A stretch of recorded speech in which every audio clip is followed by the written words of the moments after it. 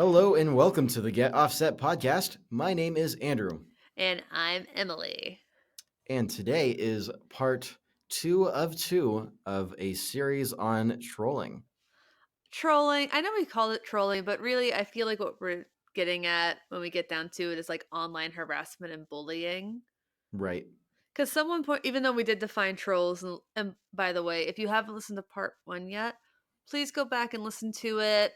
We kind of defined our definition of trolling for the way that we were using it, both with our guests and amongst each other. Right.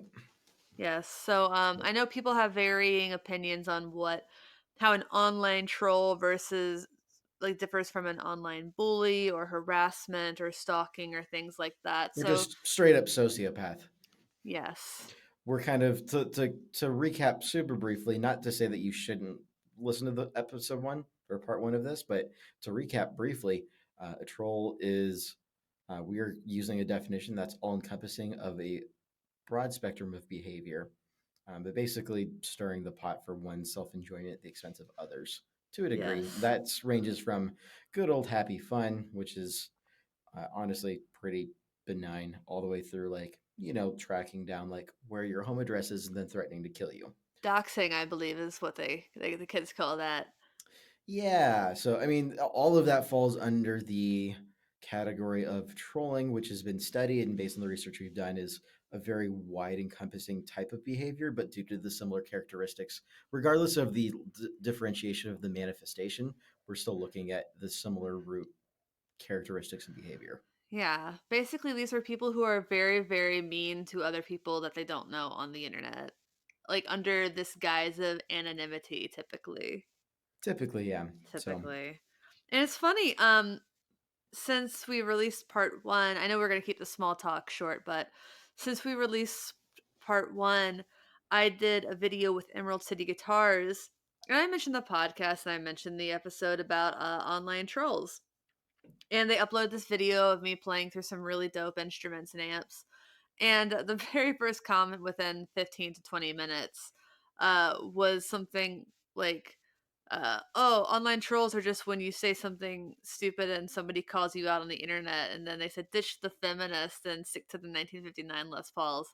I didn't really talk right. about feminism at all, but like that person's profile picture was almost literally a troll. Like it was.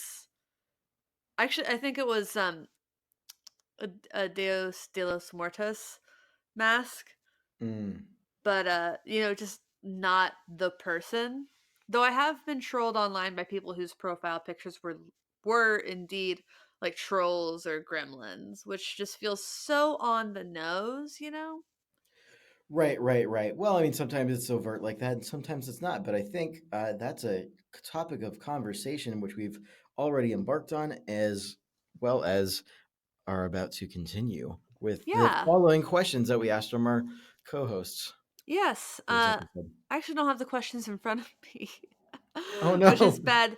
bad timing for me. But just for a reminder, for who we had on, we had Mike Trombley from Native Audio. What?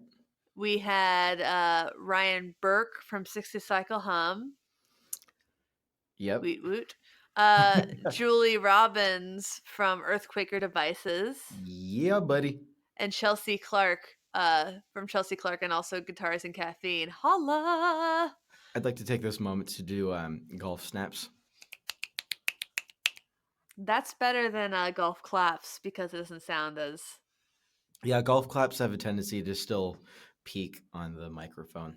So Also, they kind of vaguely sound like something that happens in an alley sometimes. wow, I was not even going to go there, but all right. I went there last time.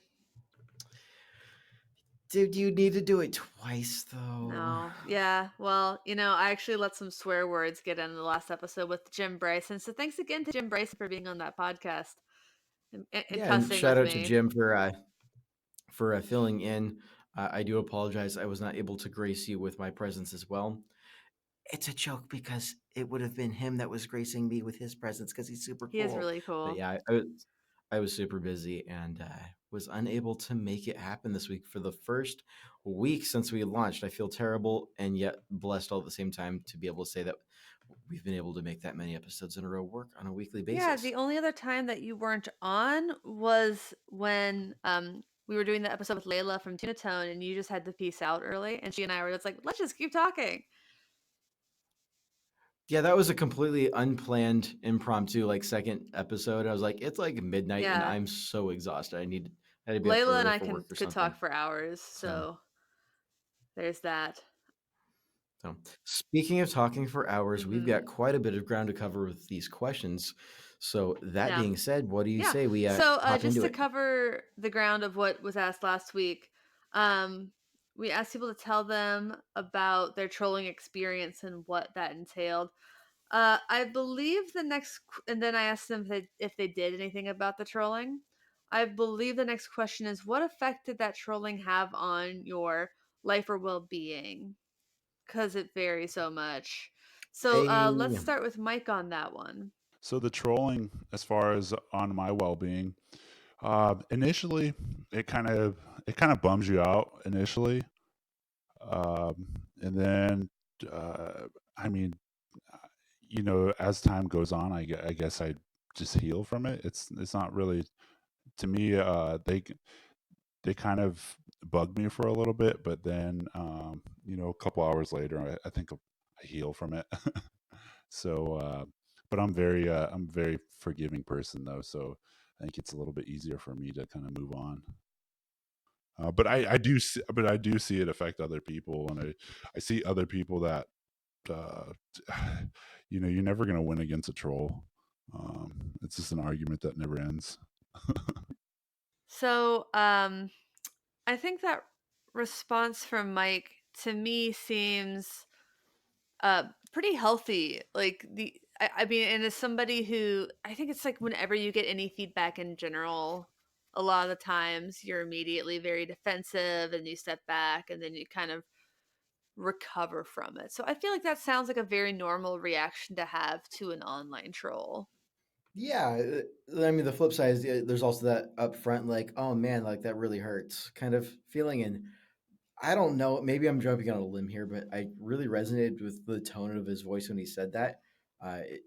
It reminded me like I'm such a people person. I hate it when other people like don't Oh like me. yeah. I have a really hard like I get over it, but at the same time I'm like, oh, I'm sorry, I didn't mean to be an asshole. Um, I wasn't trying to. Or was it me, or are you just being sensitive? Or I don't know. I just feel so bad that Yeah. you don't like I me. mean, I Yeah. think that's I mean, we're humans and we just want to be loved.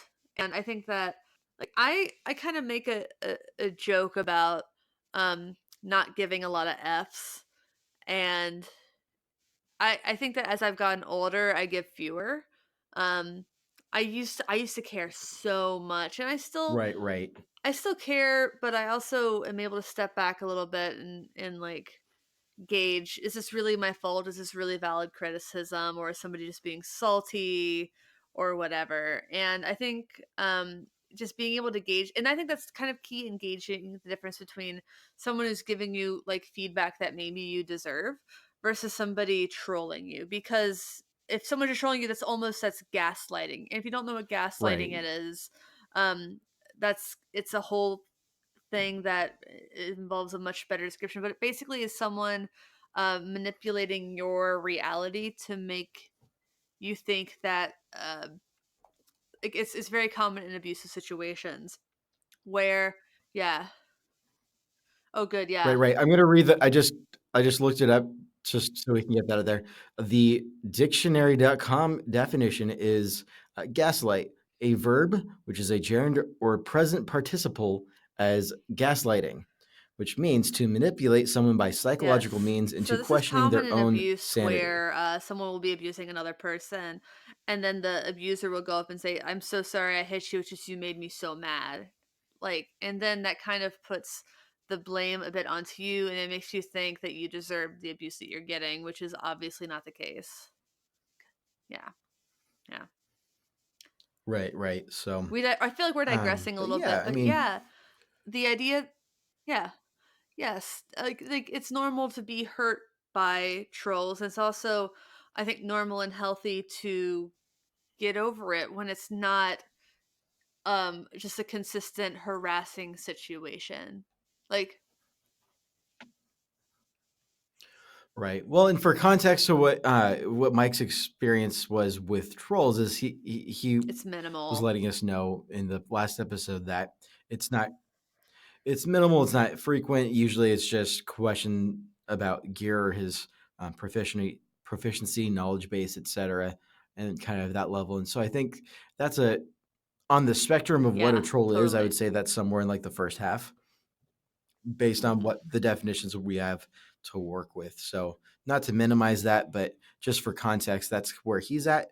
And I think within Yeah. those grounds, I think that's really great. And Yeah. Mike sounds like a Yeah, guy have a I'd like nice to tea sit with. down and hang out with. He sounds really cool. Plus, I'm always in need of forgiveness for saying silly things. Nice. All right. I'm sure Ryan is gonna from 60 Cycle Hum is gonna have a very, very different line of thought here. So let's get to that. Well, I'm totally honestly, I get pretty high on troll comments. I love them. I love getting that kind of just negative feedback in my life. I love interacting with trolls and kind of playing the game with them. Like my wife will attest to this. She knows when I've got a good troll on the hook because my ears just perk up, my tail is wagging. I'm like a happy little puppy over here anytime I've got a good troll to play around with. So that might not be the healthiest response. I don't know, but I'm definitely a happy boy when I could get a good troll on the hook. Who's a good boy? Ryan, you're a good boy. Just like a I little love it. dog. Mm-hmm. I love it. Mm-hmm. I don't terribly disagree with him at the end when he says that's might not necessarily be the healthiest response. But I think there's a little bit to unpack there in the subtext. But I just want to start with that is amazing and I love it. And it took everything in me to not bust up laughing on the other side here. I probably should have just muted and let it all out. But I actually muted you. oh, good, because I was sitting there like.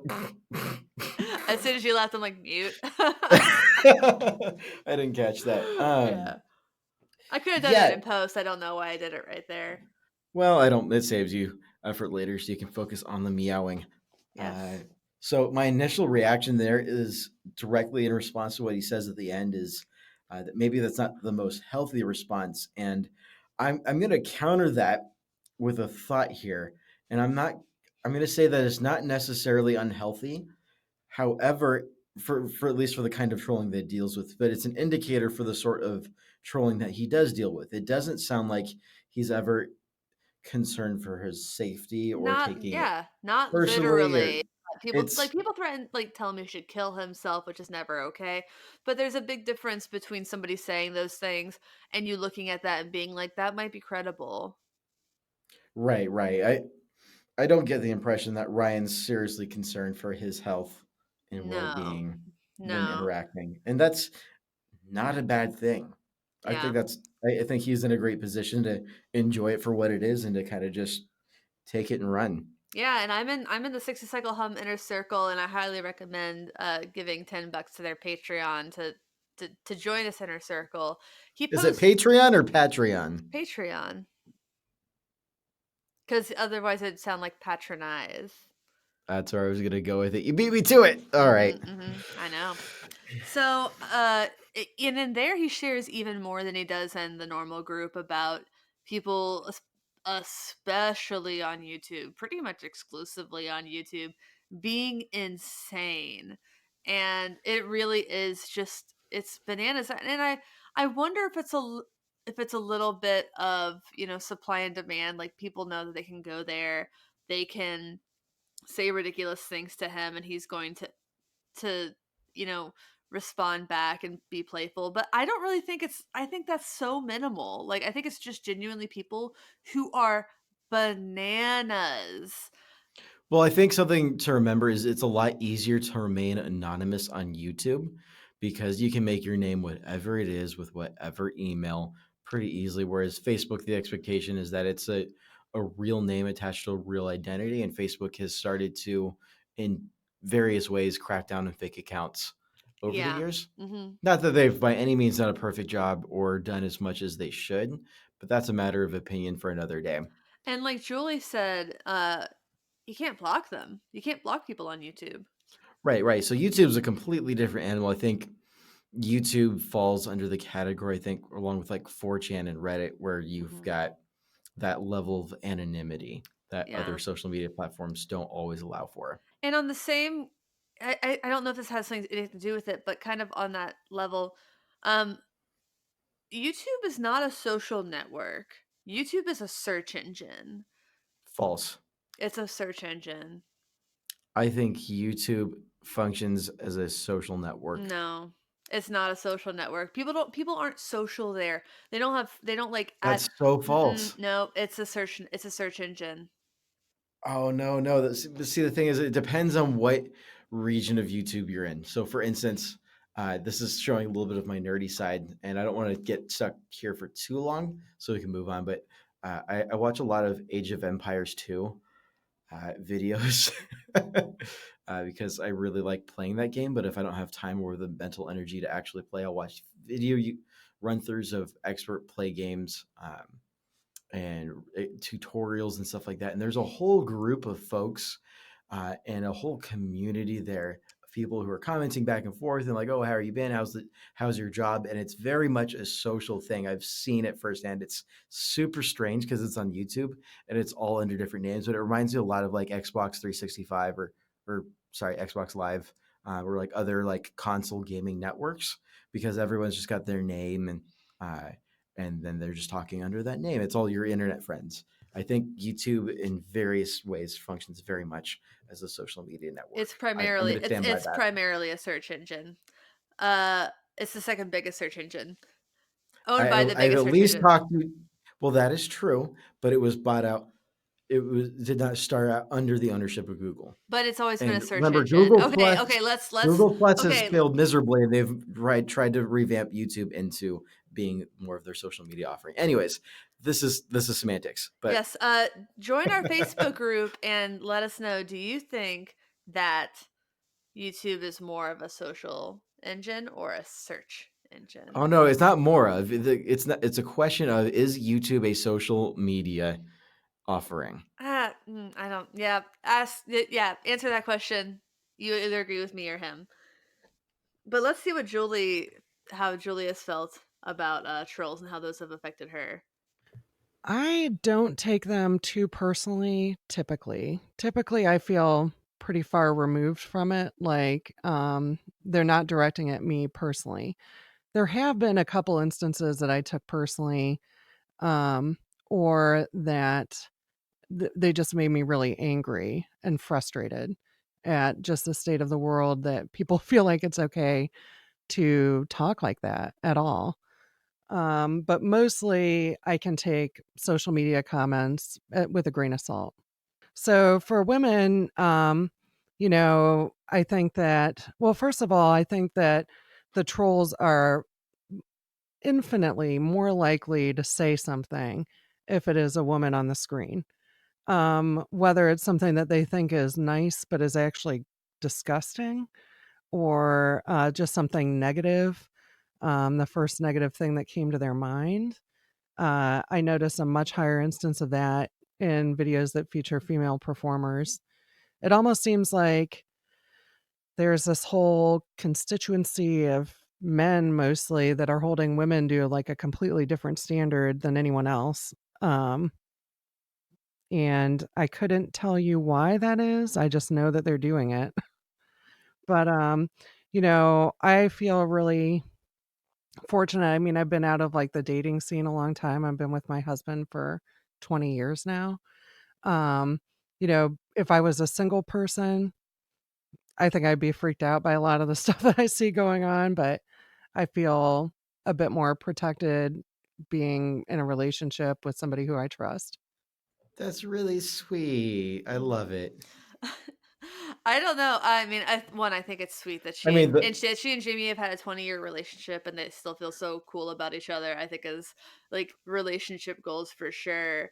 But goals. I often think about how I do feel protected by being married. I've been with my husband for 7 years, and the difference it makes when people know that I'm married, like it kind of filters out those moderate to mid-level dirt bags. Right, But right. like a ring on my finger is never going to stop the most heated dirt bag. I think an Right, right. example of being protected by my husband for me personally is one of his Facebook friends and like real life friends got on my Facebook one time and was just going like at it with me about some right wing thing. Like we just disagreed on a really sexist situation. Uh, which doesn't have any matter here. Just know that we disagreed. And the literal only thing that got him to stop was when I said, I don't know if I've ever had a 5-minute conversation with you. You just decided to jump on your friend's wife's Facebook page and start crap. And then he just stopped. And I half expected him to apologize to Rick and not to me. He never apologized to me, but he didn't apologize to Rick either, which kind of surprised me. Wow. Yeah. Well, it's amazing what people will say when they're drunk at home on a Friday night. Oh, he was sober. He was like a born again sober kind of guy. Okay. Yeah, Well, this is not a matter of him being drunk. This was a matter of him right, right. being a jackass. But yeah, I just think Julie's right when she says it's different for women. And I like that she Right. and Chelsea separately, they did not talk to each other about this. They both talked about the levels of sexist trolls being a matter of like, so you think that you're being nice sometimes You're when you ruining it. say You're ruining it. We haven't gotten to Chelsea's response yet. no. Last week she'd mentioned that. Okay. She Oh, defined sorry. I thought you were referring to what Chelsea's about to say. no. Friendly Last reminder, I time, haven't heard any of these yet. I'm hearing right? these all in real And time. I haven't heard them since I edited them. So, but I do know that last week when last time she defined the different kinds of trolls, and one of the types of sexist trolls she described was someone who thinks they're being nice, like they say, oh, like that's beautiful. The guitar's not bad either, or something like that. That's a pretty common one. Looks great. The guitar's not bad either, or something like that. Right, right. Yeah, I've seen a whole bunch of that. I just saw one. Was it yesterday? I was just um, doing the casual scroll through Facebook, and I saw a video of a young woman playing guitar and kicking some serious booty. It was just the song sounded great. There was just some killer chops. I was like, "Wow, that's awesome!" And I made the mistake of reading through the comments, which always depresses me. And it was just a series of, like, "Oh wow, like what? That's so pretty. Oh, a nice guitar. Like, oh, like two beautiful things in one video." It's just like Ah, that's so weird. You would not it say that was to a dude. You would not creepy. say that to a dude. And that's the thing. Like you like if it was like your friend and you kind of had like some sort of relationship, yeah, maybe you do that. But like by and large, a random guy on the internet, another guy will not say Right, like, right, right. "Oh, you and the guitar look great together," like, "Oh," or something like that. Like you won't. But then I'm gonna give this a name. I'm going to give this digital catcalling. I mean, yeah, I mean, because that's kind of what it. I mean, I've never really been catcalled, being a dude, it's bad. but It sucks. I've been around my wife. Like I've been like walking down the street with my wife, and like people are catcalling her, and they're like, "What are you gonna? Is your boy gonna? Is your boy gonna fight me for you or whatever and shit like that?" I'm not gonna play that game.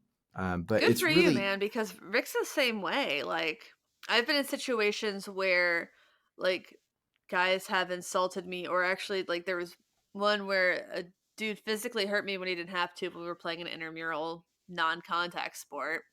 And instead of mhm. like going all macho and running up to the guy and like pushing him and shoving him, Rick just comes over to me and just makes sure I'm okay. I'm like, yes, this is the correct response to have. Don't get in a fight with some dude. Just like, let's just take care of each other. Screw the world. Like, it's us. Right, right. Well, I mean, so my point in saying that isn't self praise here for being a nice guy or whatever. My point Nice is guys. such a nice guy. Nice guys finish last. What? Psych. Anyways, so moving on from that particular point, the point I'm trying to make is like my wife's been catcalled with me next to her, and then like I turn around and give like the fuzzy eye. I was like, really? You just say that? I'm not gonna do anything about it. I just kind of look, and they're like, "What, man? We're just giving your girl a compliment. Like, what's the That's issue?" not a They're clearly compliment. baiting. Not a Right, compliment. right. It's that kind of level of like kind of sleaze that I see quite a bit. Yeah. And I admittedly expected to hear that there was going to be some level of gendered conversation when we were getting into this episode because totally. I've seen it so much, because I've experienced it both online as well as just like walking down the street with my wife the couple of times it's happened. None of the side note, none of those have ever happened in Seattle. Yeah, I've All of seen them it in happened in LA. I've seen it happen in Seattle. I've seen it happen a lot more in New York. I think I've shared my catcalling stories on here, but Julie also mentions that like women are held to a different standard, and I think that that's kind of getting Yes. into what Chelsea talked about last time with the intellectual bully. And Right. intellectual bullies, they happen to dudes too. I am going to just straight up say men intellectually bully other men all the time, but they do it to women more. And I think that like And in a more patronizing attitude. yes, very See good. what I did there? Yes. So like I think that you can acknowledge that like just for a crazy example, like you can acknowledge that there are women who murder their partners. Yes, you can. But you also have to acknowledge that women are more likely to be murdered by their male partners than men are likely to be murdered by their female partners. Like you That can just took a turn I I did know. not expect. Holy cow. I know, but that's like the obvious example that I feel like you need to present. Like Right. Like I mean, it happens, so but something that comes to yes, mind for me, maybe a less heavy example would be cool too. a much less heavy example than murder. I've been watching a lot of unsolved mysteries, so that's that. I mean, we are talking about what is categorically sociopathic behavior, but so an example that I've seen, it's like a month ago, I saw there was a round of comments on Yvette Young's videos on Instagram, or I don't know if it was a series or if one person started it, but the comment that started it all was, "Wow, you're pretty good, but you're still looking at your hands while you play," or something like that. Like she's looking at the fretboard while she's playing in a particular video. And anyone who's followed Yvette Young for any amount of time, which if you haven't yet, Do do it, it. because Do it. Do it. good gravy, just the music that she can play is unreal and brings a smile to everybody's face. Yes. Except trolls, apparently. Anyways, Oh. so the troll was like, "Oh, well, I mean, you're looking at the fretboard. You can't be that good." Or I forget exactly how it was phrased, but the sentiment was, "You're good, but you're not that great because you're looking at your fretboard." And immediately everybody's going off, and it was really encouraging to see some of the who was it? One of the band members at Periphery was also chiming in, poking fun at them. It was really cool That's to one of the see dumbest like things I've ever heard that in my camaraderie. life. It's one of the dumbest things I've ever heard in my life. Yeah, was it? I think it was it Mark? I forget which member of Periphery, but they're defending the right side on that one. It Who was just like, doesn't look at their hands every once in a while when they're playing at least? And she's doing this complex like two-hand tapping stuff. Like yeah, she does some absolutely insane yeah, like stuff how with dare she open utilize tunings. her senses that she has to play guitar? Like Which on a related note, fun fact: psychologists have been studying children who count uh, with their fingers, and categorically speaking, that does not mean that you are less intelligent when you're a child. The idea being is some people learn visually, some people can see it in their heads. That doesn't mean you can't count, though. That doesn't mean you can't do the math. yeah. Anyways, so all of that to say, that's an example where I saw that, but I can't tell you how many videos I see of like dudes playing parts, and I've never seen a comment like, "Oh, well, you're looking at the fretboard, you dummy." No. That's because that's a dumb thing to say. It's a double standard, and I see this a lot, and I can only imagine how much more actually happens because from my perspective as a dude, I don't pick up on it quite as much. Yeah. And I certainly don't get comments on any time I post a video. And I've posted some pretty trash videos of me playing guitar on the internet. I've never really gotten. I mean, I'm a pretty trash. Like, I'm not that great of a player. I'm just going to throw that out there. I play for fun because I enjoy it, but I'm not selling out stadiums by any stretch of the Yeah. I imagination. mean, And I don't get those kind of videos Oh. or those kind of Yeah. comments. Well, I think I think visibility is a part of it, but even on like the Get Offset page, like we've been pretty lucky so far, I think, to not have had a lot of that kind of stuff happen. Well, we've talked a whole lot about 59 Les Paul reissues, so I think that's really helped us out quite Yeah, a all bit. those 1959 Les Paul reissues, or just the originals too. Yeah, we just talked about those a lot. We just ditched the feminism talk about what everyone else talks about. All right. Shall we move on Yeah. to guitars and Let's caffeine? talk to Chelsea. I mean, I kind of have it in my own head that I'm doing my own thing. And if they don't like it, they can ignore it. There's other websites to go to, there's other videos to watch. And, so it's just distracting. When I was younger, online trolling or online bullying affected me deeply.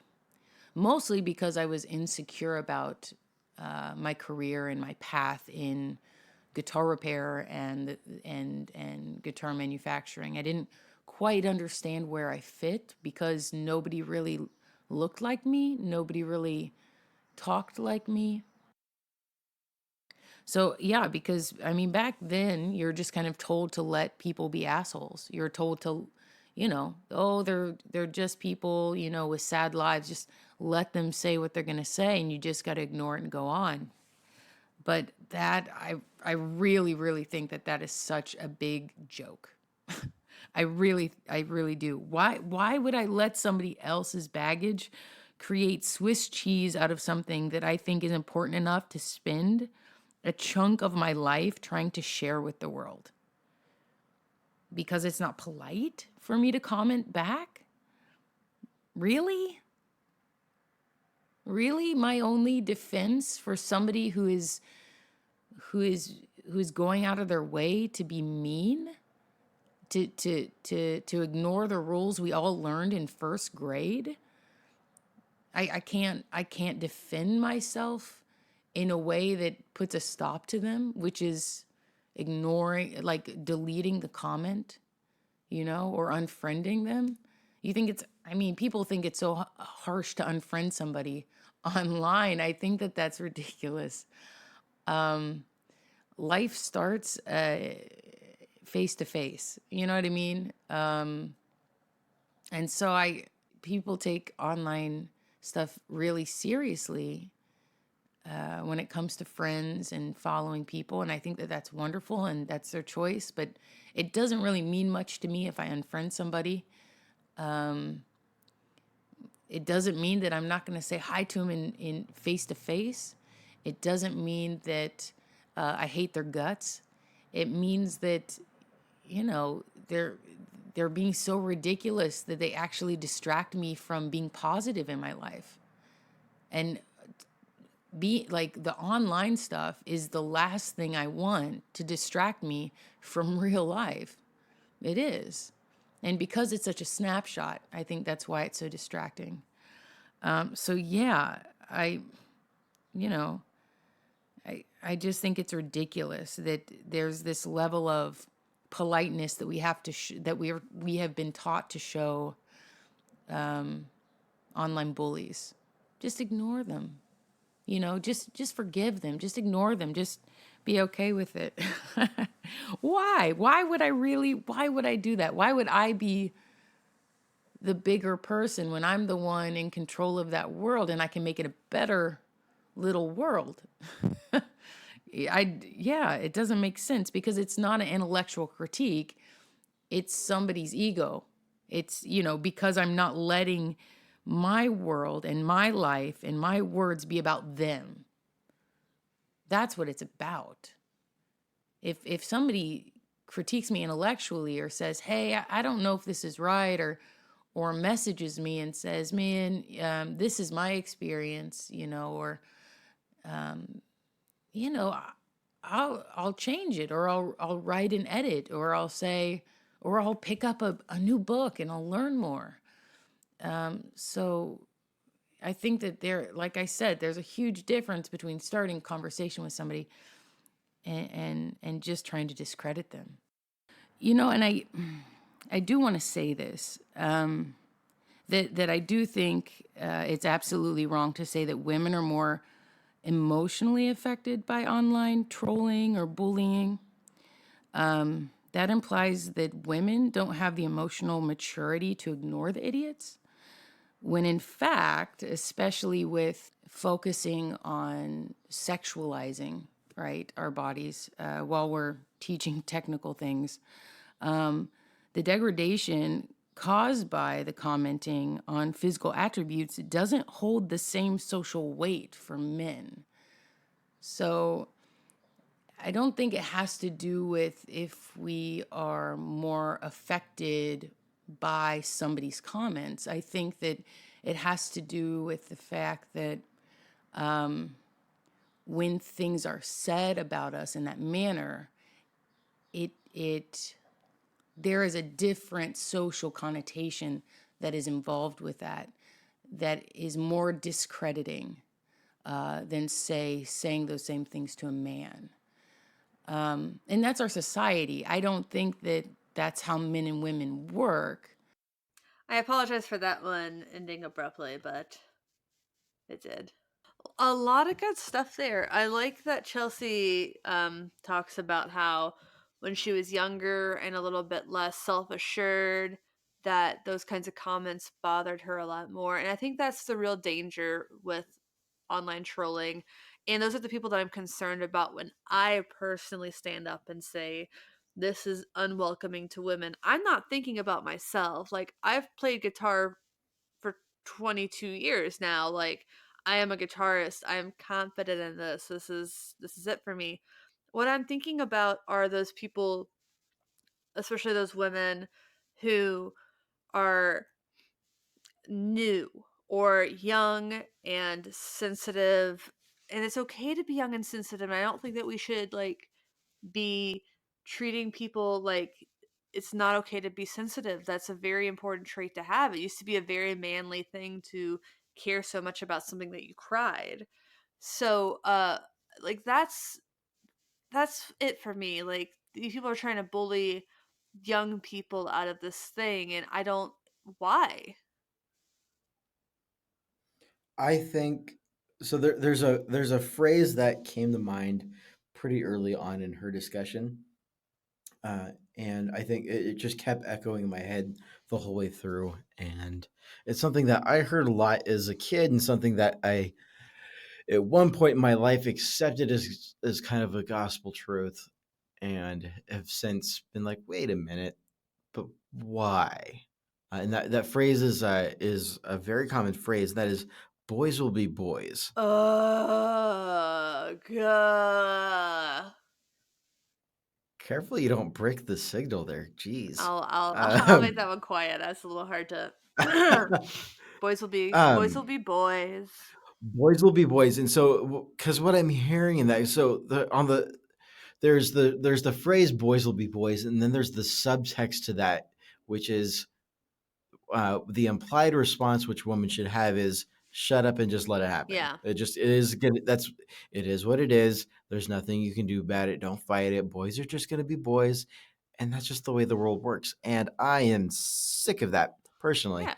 But what I'm hearing that from what she was saying is less of the boys will be boys and more of that subtext of some people are just assholes. That's just the way it is. Oh, you need to deal with and it. like that, she says that you should feel bad for them, and I'm kind of guilty of saying that. Like, and I think I said it on episodes of this podcast. Like, those people who do that must be miserable, and I stand by. I think a It's lot of them. possible. I think a lot of them are just miserable. I think some of them are sociopaths, but That is much more likely, clinically it speaking. doesn't mean I'm going to feel bad for them, because like terrible things can happen to you. It doesn't make it okay to treat people badly. Right. And well, that is a topic of tension of that give and take of at what point does one's past justify their actions. Yeah. And that's not something that I'm going to pretend to be able to dig into, but I think what we can pretty safely say is there is a sense of holy discontent of I don't need to accept that that's just the way that it is. Yeah. We are capable of better as a human race. We are capable of more empathy and more understanding and more common courtesy, which isn't common these days. But not to sound like a get off my lawn. Courtesy isn't common, but you get my point. Yeah. Is that level of holy discontent that I hear in her voice, I'm like, ooh, I like that. Yeah. It was really cool to listen to her answers because I didn't get to talk with her one on one, which is why that was a little bit more pieced together. But I think there's just so much good in what she had to say. I think that I actually reused a clip of there being when she said there's difference between like having a conversation with someone and trying to discredit them. Right. But I think that needed to be said a few times. Right. Well, motive is a difficult thing to discern from internet discussion. Yeah, and actually, I just read an article about people using quote logic, air quotes logic, and like wanting to have these like logical discussions, and how people who often say online that they're driven by logic or quote just presenting the facts, they aren't actually making that many factual or logical statements. They just are perceiving of what they're Right. saying as the truth with capital T's. Oh, the way that the introduction of the internet has completely disrupted contemporary ontological thought Ontological. is that's a topic I could really get into. That we should not get into right now because we have 2 more answers to get through from all of our guests. Okay, I will remind me at some point to talk about the history of, or at least my take on the history of ontological thought and Western culture, Yeah. because I have lots of thoughts about that and how it pertains to a lot of what we talk about on the show. But that's also the philosophical, theological side of me that I don't always get to show because I'm such a goober.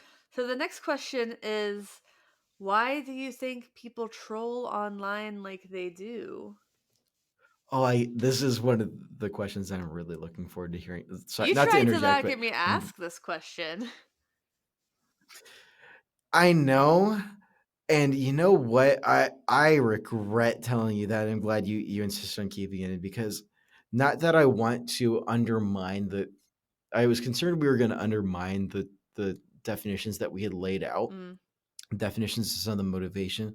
But I think instead of looking at it in a way of this is undermining the groundwork that we've laid for this conversation, I think it's going to be really interesting to hear what people think outside, like without having that groundwork laid first. Like, what are the thoughts that we're going to hear? Totally. All right. Well, let's get to see what Mike thinks. I think it comes down to people just trying to look for attention. They might not be getting the kind of attention that they desire, elsewhere, so they decide to take it onto the internet. So I think that's really kind of what it boils down to, is just somebody trying to get attention. It's really what I feel like it is. Yeah. Kind of hard to disagree with that one.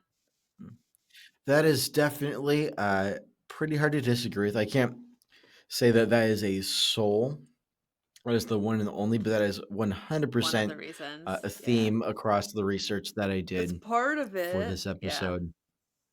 It is very much a part of it. For some folks, it's a cry for help. For some folks, I mean, there's a list of things of the couple of different studies that have been done on the topic. And to be clear, this is a relatively newish thing. And so the amount of studies I have to work with, the empirical data, is limited.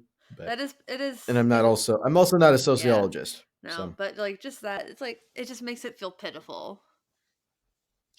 Yes, there is that element for a lot of it. Not all of it, but certainly a lot of it. All right, let's get Ryan's take. I think people troll because they're bored a lot of the time. I mean, I've definitely had times in my life where I've been a troll myself, various different places online. I've seen some sort of content and I just have like a funny idea about it, or like a different perspective, or maybe I think the source of the content is ridiculous and I just want to take the piss out of it, or something like that. And there's been moments in my life I'm not proud of online. I was a teenager on the internet at one point, so I kind of understand where that's coming from.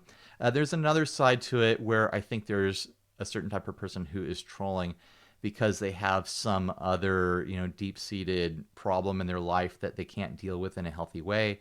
So they go online, and the first opportunity that they get to vent some aggression or some sort of, passive aggressive sort of behavior, they take it, and it doesn't matter what the subject matter is. They're digging in deep.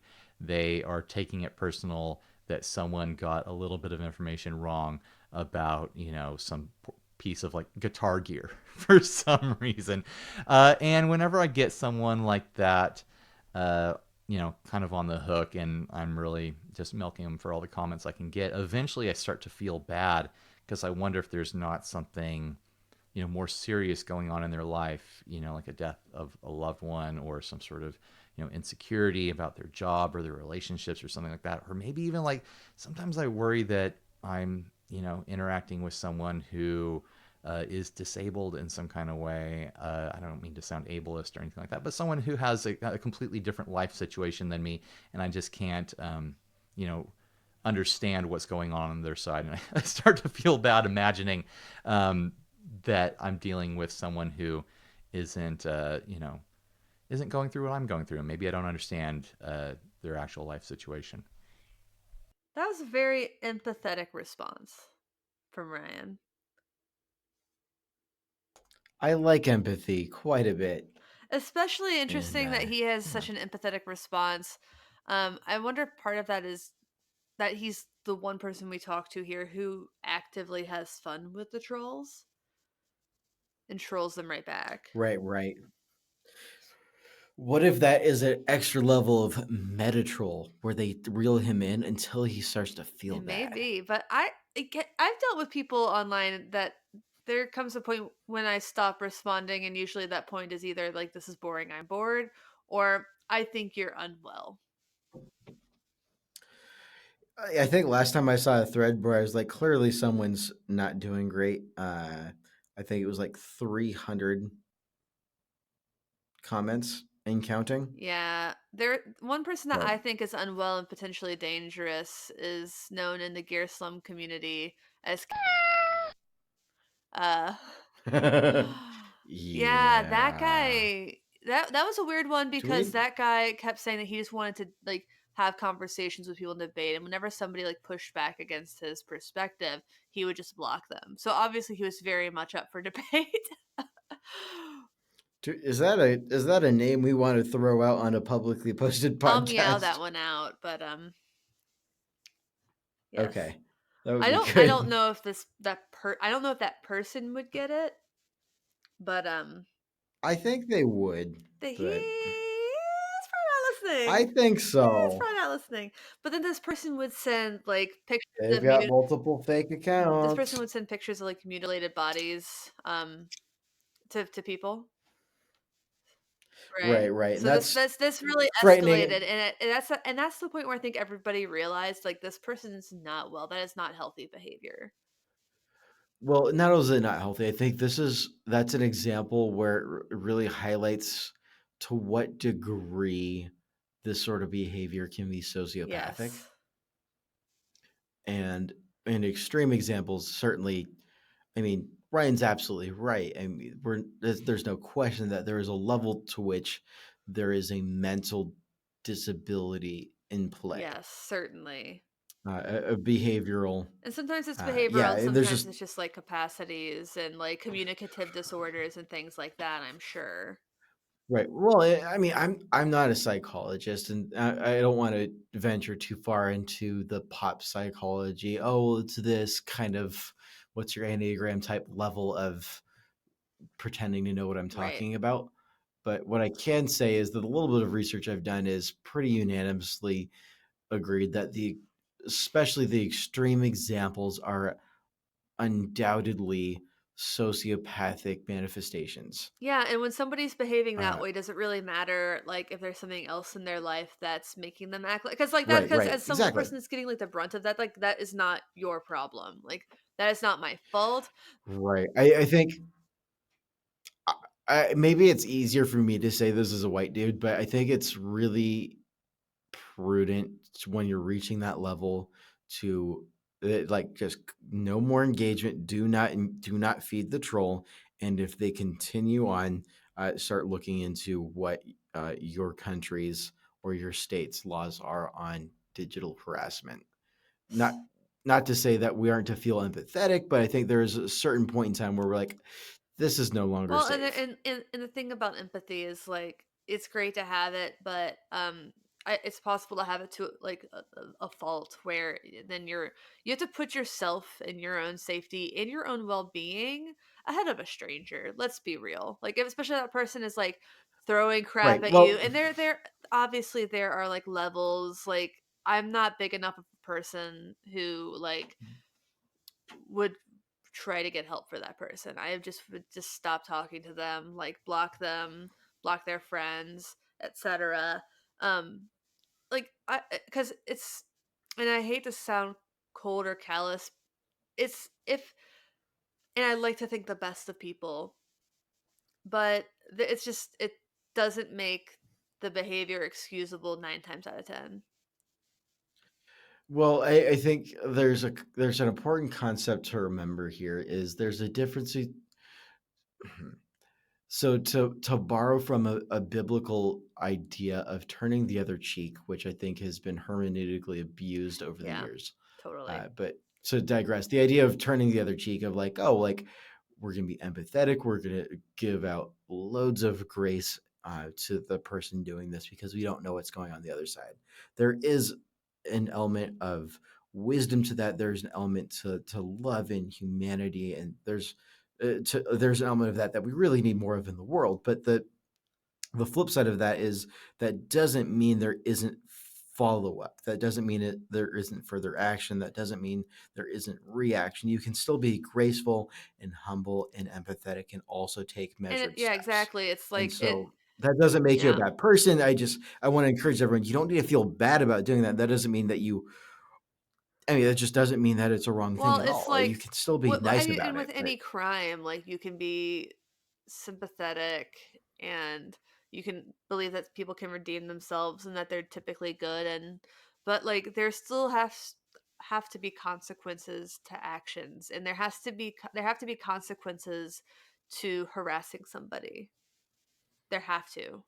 right. Well, and that's also not to say that and all of this said, I want to echo something I said earlier. Is motive isn't something that's incredibly difficult to identify over internet communication, and that's given the range of possible motives of that sort of Yeah. behavior. That's not something you want to Yeah. misjudge with the limited information you Yeah. have, because especially for women and minorities that tend to be doxxed at a much higher level than a guy like me, like I'd probably Yeah. be fine, but that's depending on who you are, you're playing a gambling game. And for dudes who are like me, and if you think you're like, oh, well, they're not going to come after me, keep in mind they might be going after someone else. And Yes. so, in preventative measures, we're all in this together. Just because it's not directly Yeah. affecting you. Yeah, totally. I mean, it's like what Qui-Gon said in Episode 1, which is the most.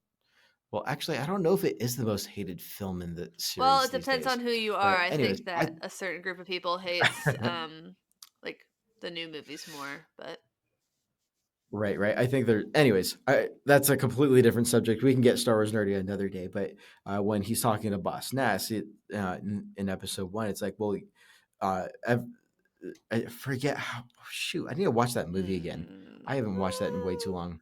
But the idea is like all actions affect other yeah. actions. We don't live in a bubble, so we all have No. that sort of responsibility to do each other. Because then, in particular instance, Boss Nass was saying that he didn't want to help out Naboo when they were being invaded because they could just hide underwater and they'd be fine for forever. So why would they bother?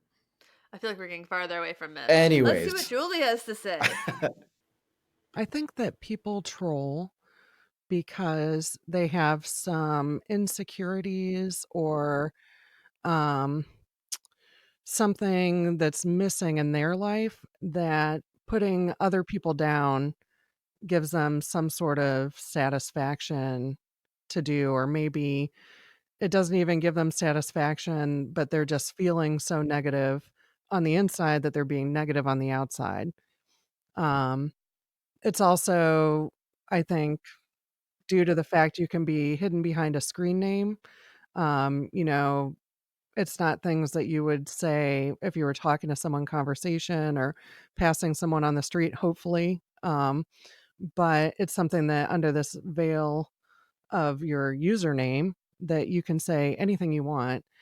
And sometimes I look at these, I'm like, who even has time to do this? Like, like some of them, I think they must just write the first thing that they think about anything that they're looking at, like all day long. And I like rarely ever make comments on things. So I really can't wrap my mind around having the time or desire to do that. But those are my biggest guesses. I mean, there's also like, politically in our country, there's a lot of, just shit stirring, people trying to torque other people up and get in fights about stuff, and they must get something out of that, some sort of gratification or something. I don't know. Even like if we get even like a heated email, like we basically treat everybody that might be acting like that, like they're, you know, might be really unstable right now. And it's probably not whatever happened with their puddle, it's something else. And they can't do anything about that, but they can freak out about their puddle. So we're like super extra nice, you know? Yeah. I'm like, yeah, well, it's like they seem a little unhinged sometimes, a little unhinged. All right, so that was Julie. Yeah, a little unhinged, I think, is Accurate? I think accurate and at the same time generous way to put it. But Yeah, those were some well chosen words. yes, those are definitely some measured words. I agree. I think I really appreciated the level of empathy I heard. I think that's something that that's not. We also heard that from Ryan pretty heavily. Is the idea of empathy if we don't know what they're going through, and I think that there is that. I think that's really important to remember that we're all humans. I think that element is reduced at a level where it's often easy to forget in internet communication. Oh, absolutely. But And just talking about people who don't feel like they have control in their own lives. I think that kind of lends to my general perspective on most online trolls. right, Well, let's go ahead and get to Chelsea. I would love to spend more time on Julie's response, but we're running an hour in ish. So I never quite understood why people would just share those kind of comments. And to be quite honest, I don't want to understand them. That's a whole different level of immaturity and lack of morals that it's a world I don't want to be a part of. Don't know, don't care. that was incredibly short and a little And bit just to it. jarring After hearing like a lot of these, well, I good think that gravy. and like trying to get into the psychology about, she's like, don't know, don't care. And I respect the hell out of that. You know, I'm a self-admitted people person, and whereas I like that, the flip side of me is like, oh, but they're humans too. We're all in this I together. don't know. It's so easy for me to want to say we're all in this together and then just exclude the people that aren't. And I don't know. There's the idealist in me. There's the part of me that thinks that everybody has hope that everybody can be fixed, which is, I'm a white guy. There's a little bit of a white knight in me. What can I say? Uh, and I don't know. That rubs the idealist in me the wrong way. Not to say that she's wrong or that and I'm not saying that's unhealthy. Just that makes me want to go, but I think it's healthy enough. I think that because she's the person who's like, I will just block them, I will delete them. Like I think she obviously knows what she needs to do to keep her own mind space healthy and to practice that self-care. And I think that's great. Like right, if that is what keeps you sane in this weird internet world that we're all in our own way still trying to figure out, because everyone we talk to like we all like I know you probably grew up with the internet more even so than I did. But a lot of people we talked to probably didn't have like the internet until high school at the earliest. And so the social networks at least until high school. Right. So the whole Well, and I don't know. I do feel like there are days and there are times where I'm like I kind of care about like what is making like why are you the way that you are at these trolls, but for the right. most part, like I don't know, I've gotten so much crap personally from people. Like I can probably pinpoint the day that I'm like I don't care why you're behaving this way. It's unacceptable. I don't want it to be any part of it. Like I don't know you and I don't want to be like the spigot from which all of your just insecurity and rage or whatever erupts. Like I don't want to. Yeah, I know. I like Right. that's not my role. I don't have the patience for it. Like hell no, and I don't care, and I get that so hard. Right. Well, and so something that I want to differentiate here is that my initial response is a personal desire, but it's not a responsibility. I think that's incredibly important to notate. Whereas I may want to have that extra level of wanting to take on other people's burdens, just given the kind of personality that I am. And I mean, for crying out loud, I went to college to be a pastor. I mean, I care a lot about what other people are going through and want to sit through that and be with people. That's just the kind of person I am. That does not mean it is my responsibility. Does not mean it's your responsibility. Does not mean it's anybody's responsibility. And you don't have to put up with that kind of behavior. Yeah, and I think that like the people who are answering that they might not personally care why people are the way that they are.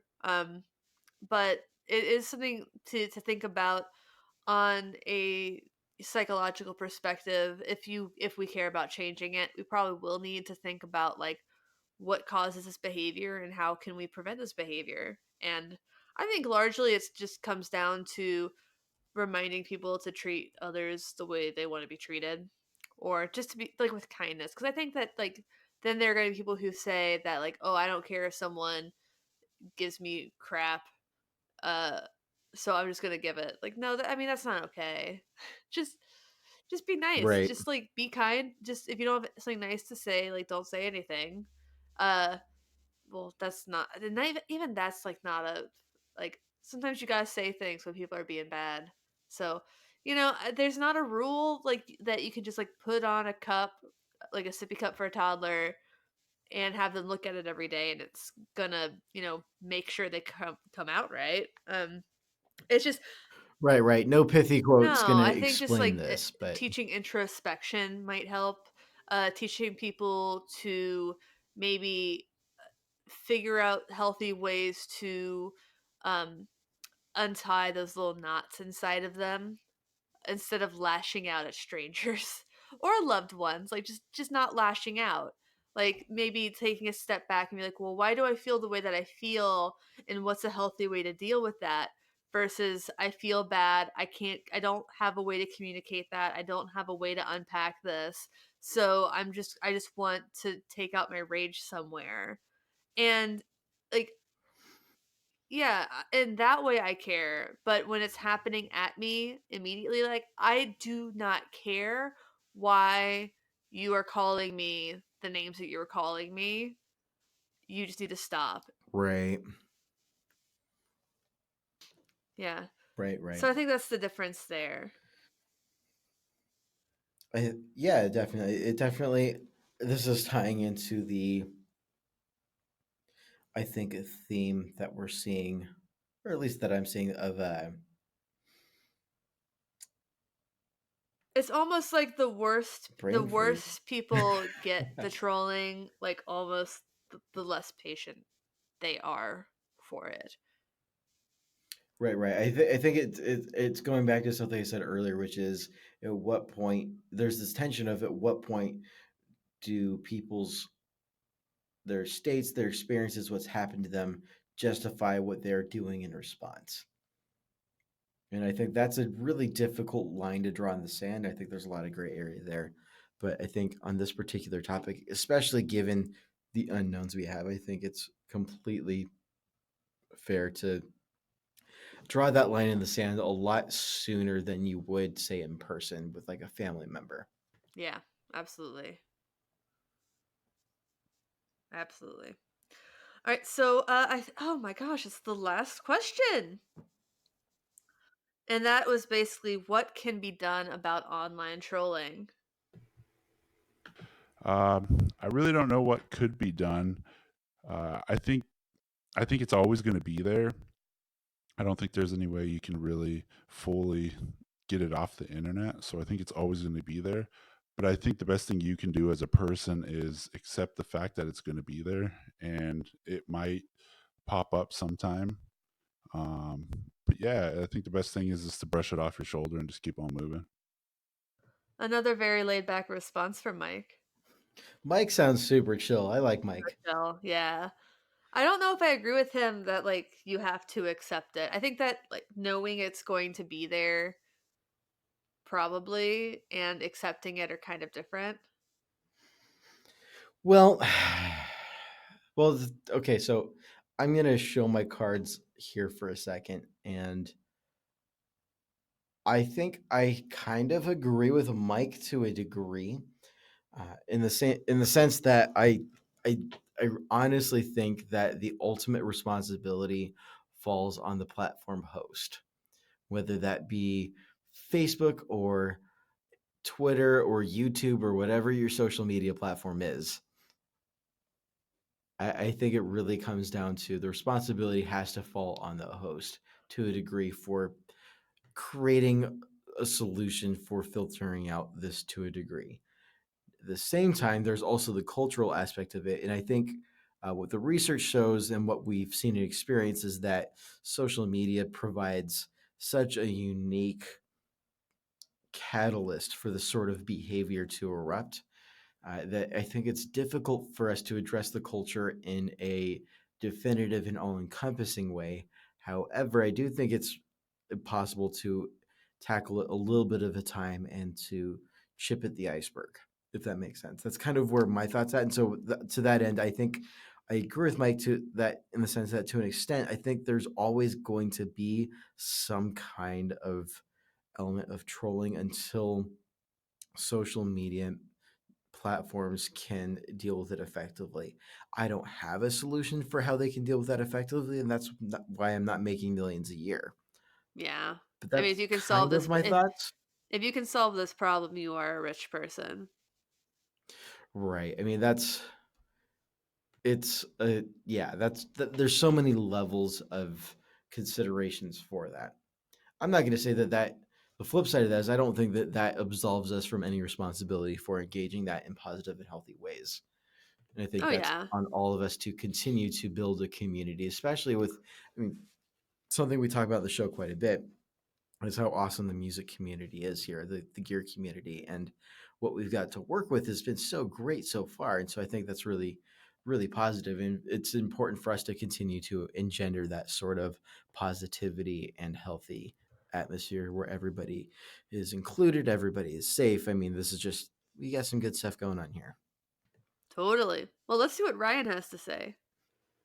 Always keep it public. Keep trolls in the light. Keep them where the rest of your audience can see them, where other people who know you can see them. Put them on display. Make it public record. Like trolls, they condemn themselves with their actions. You don't need to say this person did this if you keep it out in the public.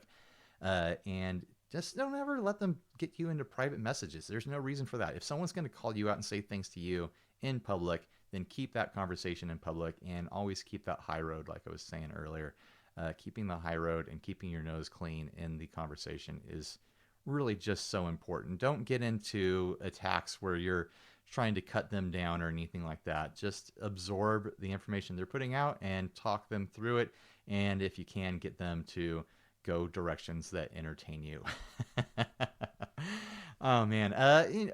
I'm very much all about that with my trolls. I like to keep everything up as much as possible. The only times I ever remove or delete or block trolls or anything like that is when they start making attacks against me that bring in other groups of people or other individuals that have nothing to do with me. Like if someone accuses me in a, insulting or joking manner of having some kind of disability, which I clearly don't have, that I feel like that's bringing in people who aren't involved in the situation, and it's just awful in my opinion.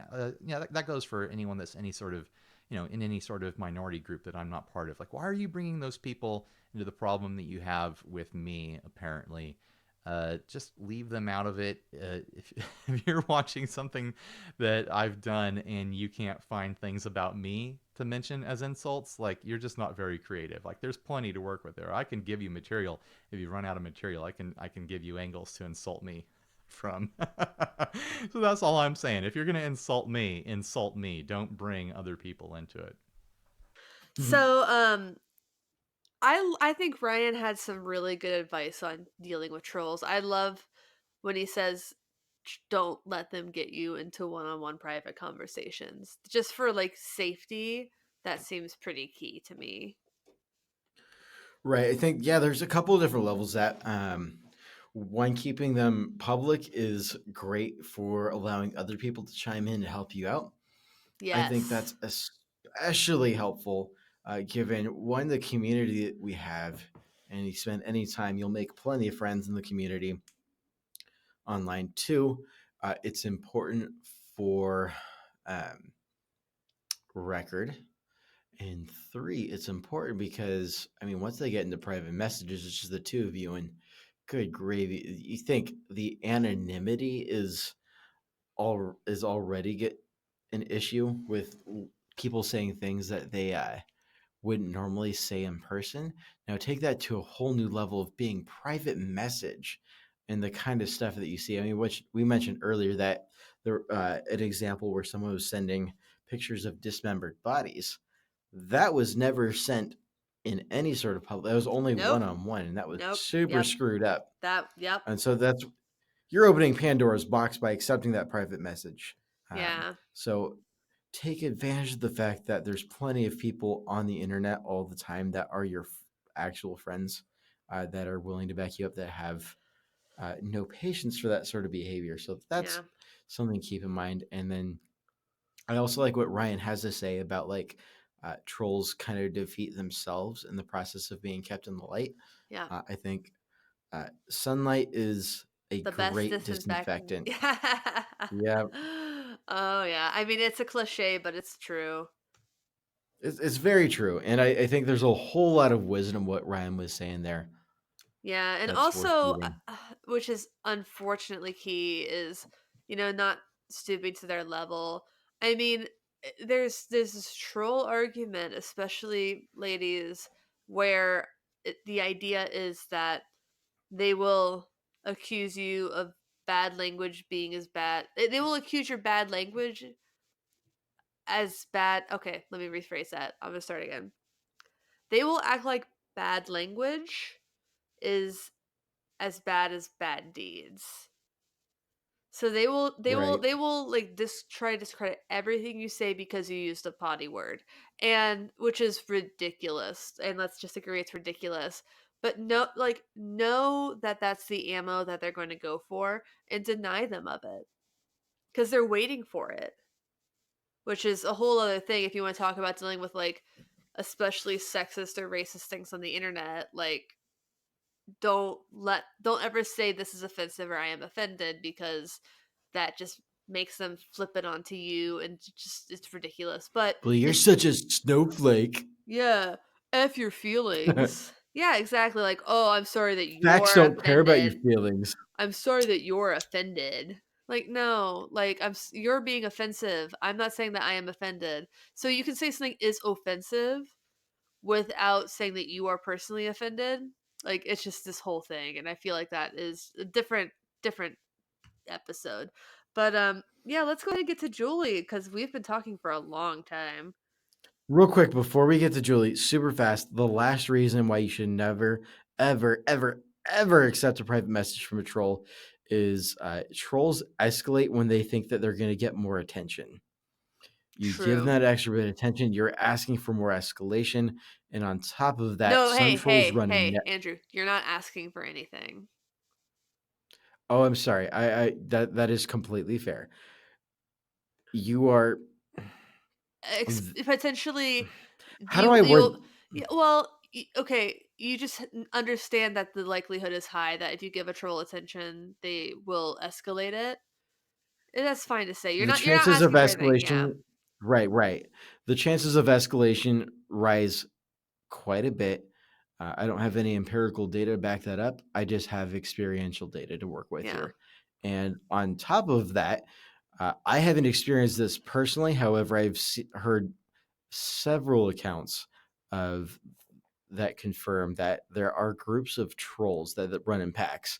And if you get one of the attention, if you garner the attention of a member of one of those packs enough for them to want to continue with that, you will then get several trolls from the pack will then converge on you as the target, and that's not the kind of thing that you want. Right. So Nobody wants deny that. them of that personalized attention. Yeah.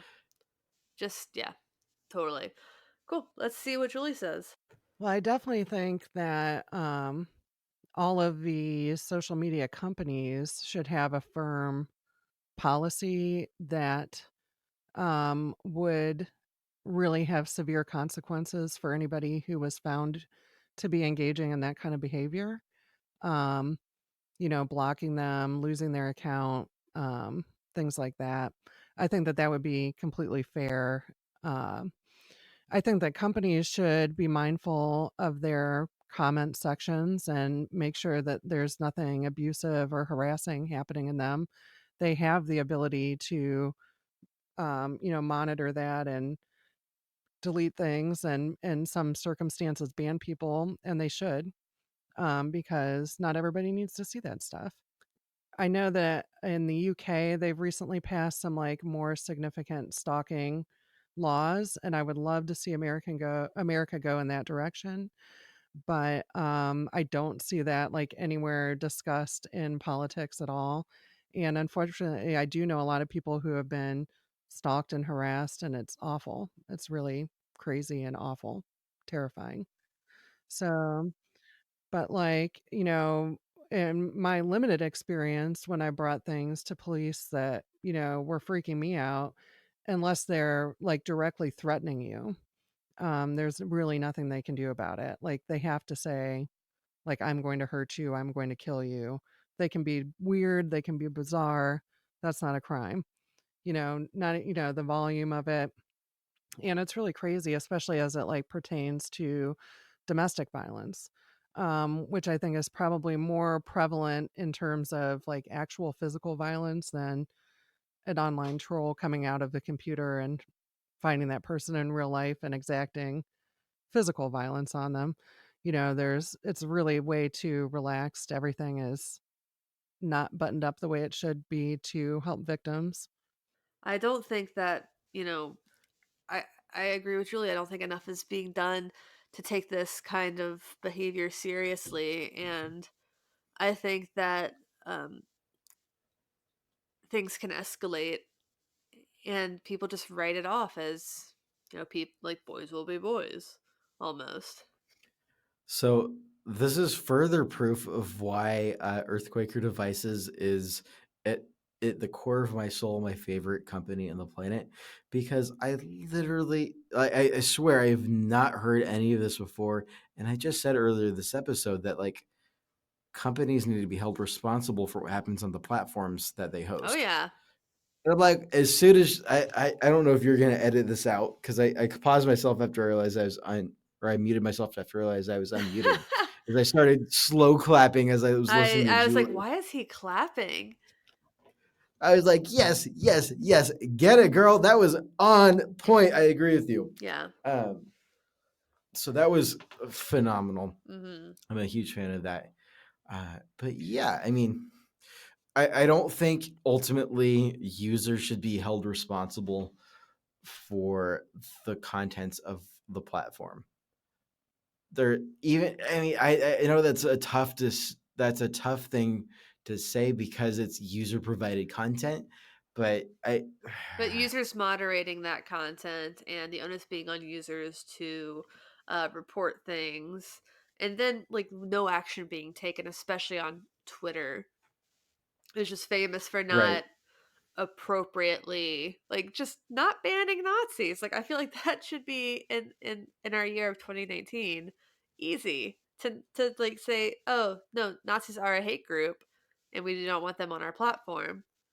But alas, right. it does not seem to be the easy thing. You'll get banned from Twitter for threatening to punch Nazis, but being a Nazi, fine. Right. All right. Well, let's quickly get through Chelsea's answer here and wrap this bad boy up. There's so much good stuff to unpack. So much. We should have done it in 3 parts. Maybe. All right, Chelsea. What I'm doing with Guitars and Caffeine in the publication, and that's kind of a big part of my online presence right now, is really focused on making people feel comfortable thinking. And so I do find it a part of my job to carve out that little area in the world to foster that.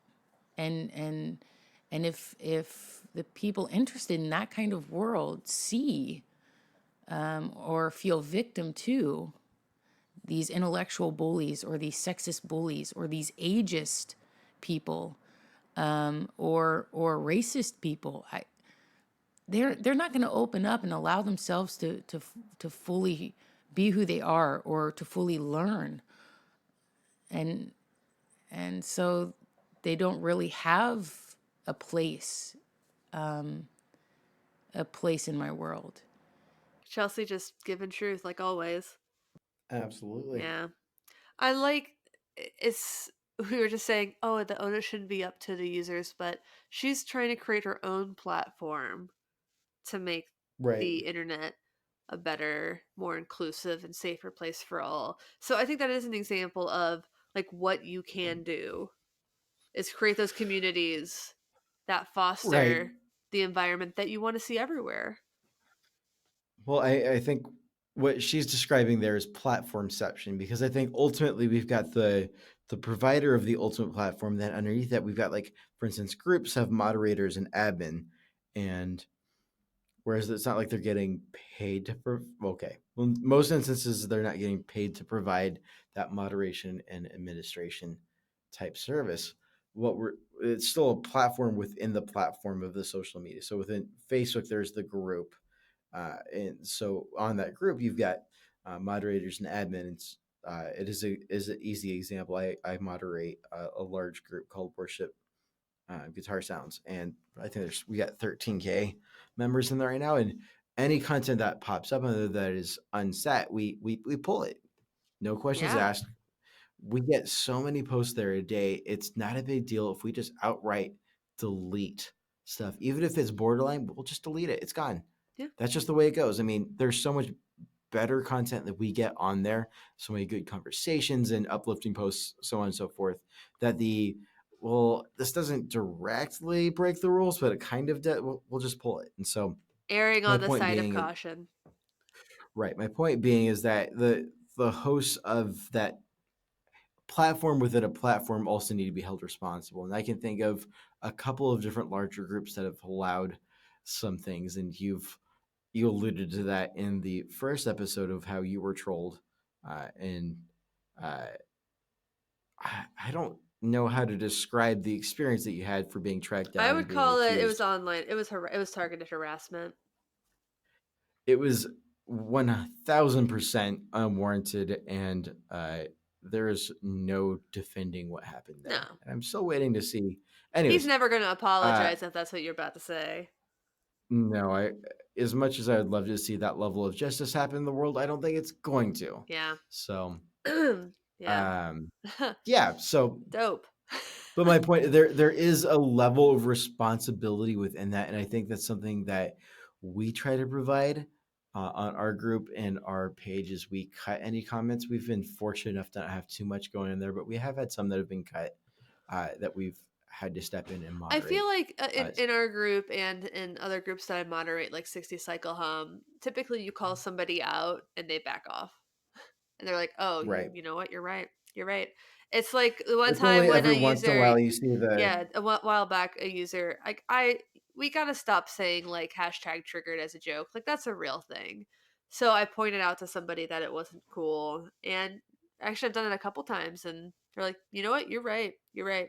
You're right. I'm gonna change it." They just didn't think about it, and Mhm. so I feel lucky to mostly be in spaces where people will be introspective enough that, and I'll be introspective if I do something bad, and uh versus lashing out like a child. right. So I don't really know how to wrap up this incredible couple hours of content that we've created. Well, I would just like to wrap up with some thoughts that I've got, if you don't mind me getting up on A soapbox? a Do soapbox. it. Do it. Um, all right, so here's my soapbox, which is uh, from the perspective of a white guy that has been lovingly enlightened by other non-white guys around me. Um, let's see, where do I even begin with this? I just had like 18 million thoughts roll through my head. Now I'm like, oh, where to begin? Once upon a time in a galaxy far, far away, we had social media. And following social media, we had trolls. And unbeknownst to the creators of social media, trolls were, how do I say, inevitable, just given the circumstances and the way humanity works. Now, knowing that, we've had several years of this kind of behavior, and little has been done to improve upon that. I would like to see more of that from Pi. In the meantime, because quite honestly, people who own these kind of platforms aren't listening to me right now. That's fine. I don't demand that they listen to me. I'm not pounding my fist and like, oh, I'm important. Listen to me. So, what is important in this conversation are the takeaways. I think takeaways are one, empathy, love, and kindness are some of the most powerful things that we possess as human beings. I think that's one of the most important things that set us aside from the rest of the animal kingdom, so on and so forth. I could get into a whole series of philosophical and theological points on that. But I think that's incredibly important for how we handle ourselves on the internet, for how we create this community and continue to embolden and support and encourage each other for what we're getting into and how we defend each other, especially. I think it's incredibly important to be aware of the fact that despite all of that, we are going to have trolls that we have to deal with. Uh, and the level of which to that, quite frankly, it's unfortunate, but there's a level of engagement that is dictated by the kind of person that you are. So, me as a white guy, I don't have nearly as much experience with that, whereas women and minorities are likely to have a whole lot more going on there in terms of trolls engaging them. And so the important thing to know is that you have friends in the industry that are going to help you and back you up. Do not take private messages. There are ways that you can handle it and respond in ways that are going to shut them down. And there are ways to do so that will mitigate the likelihood of trolls following up in packs. And I, we, I'm not going to list off the different ways. We've got into that quite a bit in the episode, Yeah. in the previous episode as well. So there's a whole lot to unpack There's a there. lot. I gotta say, if there's Yeah, one thing that I just want people in this episode to realize, because I think that we need to wrap this one up in the next like 60 seconds, is that your experience is not the same as everyone else's experience.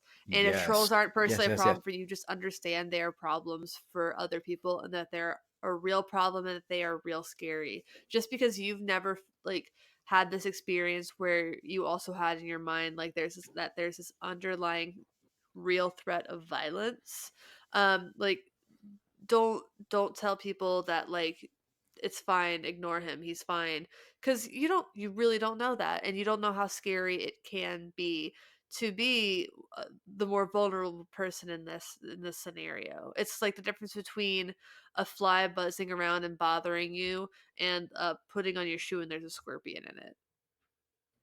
I think that's all that needs to be said. Yeah. Well, on that note, thanks for listening. Thanks for understanding. This has been the Get Offset podcast. I'm Andrew. I'm Emily. Goodbye. Bye.